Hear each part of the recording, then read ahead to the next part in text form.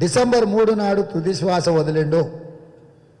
ఆ రకంగా తెలంగాణ రాష్ట్ర సాధన ప్రక్రియ డిసెంబర్ 9 నాడు కేంద్ర ప్రభుత్వము, కేంద్ర హోంశాఖ మంత్రి చిదంబరం గారు తెలంగాణ రాష్ట్ర ప్రక్రియను ప్రారంభించినము అని తెలంగాణ రాష్ట్ర అవతరణకు మొదటి పునాది రాయి డిసెంబర్ 9, 2009 నాడు కేంద్ర ప్రభుత్వం యూపీఏ చైర్పర్సన్ శ్రీమతి సోనియా గాంధీ గారి నేతృత్వంలో, మన్మోహన్ సింగ్ గారి నాయకత్వంలో తెలంగాణ రాష్ట్ర కళ ఆవిష్కృతమైంది.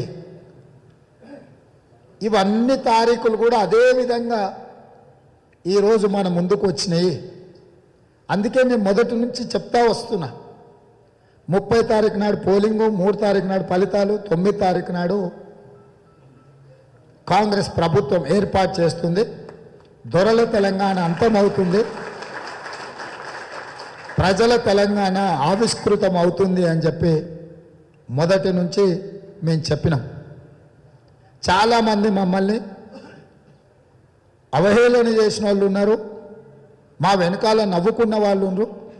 కాస్త దగ్గర వాళ్ళు అయితే మాకే ఇది అసాధ్యము, ఏదో ఒక దారి మీరందరూ చూసుకోండి అని నన్ను కానీ షబ్బీర్ అలీ గారిని ఇక్కడ వేదిక మీద ఉన్న వాళ్ళను ఏదో ఒక మార్గమో దారో చూసుకోండి, క్రియాశీలక రాజకీయాలలో ఉండాలి, మీకు వయసు ఉంది కాబట్టి ఎందుకు కాంగ్రెస్ పార్టీలో కొనసాగి నష్టపోతున్నారని చెప్పిన వాళ్ళు కూడా ఉన్నారు.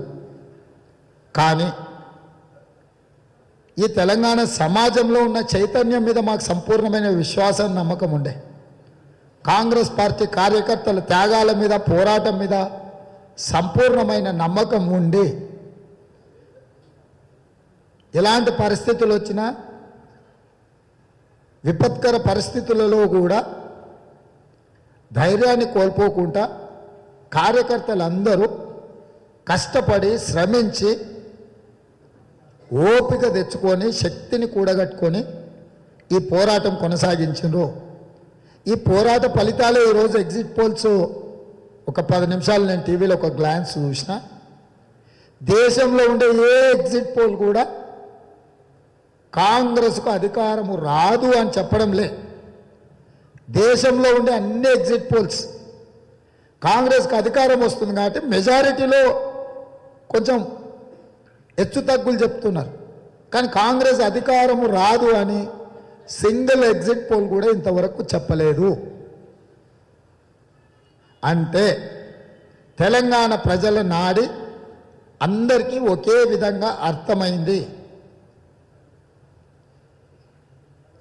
అందుకే ఈరోజు 30 లక్షల మంది నిరుద్యోగ యువకులకు, ఆనాడు తెలంగాణ ఉద్యమంలో పోరాటం చేసిన వాళ్లకు, ఈనాడు ఉద్యోగ ఉపాధి అవకాశాల కోసం ప్రభుత్వంతో నిరంతరం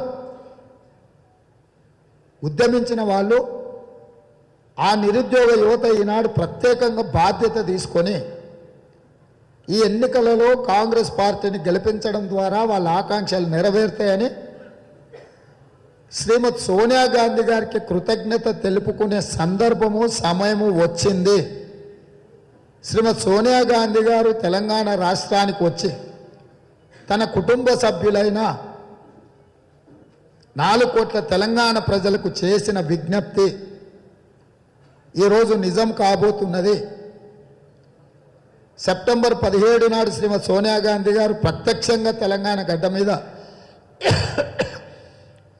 ప్రజలకు చేసిన విజ్ఞప్తి కావచ్చు, 28 తారీఖు రోజు వారి ఆరోగ్యము అనుమతించకపోవడం వల్ల తెలంగాణ రాష్ట్రానికి రాలేకపోయినా వీడియో సందేశం ద్వారా తెలంగాణ ప్రజలకు తన యొక్క మనసులో ఉన్న ఆలోచన మిగిలిన తెలంగాణ ప్రజలు, ముఖ్యంగా ఉద్యమకారులు, నిరుద్యోగ యువకులు, విద్యార్థుల యొక్క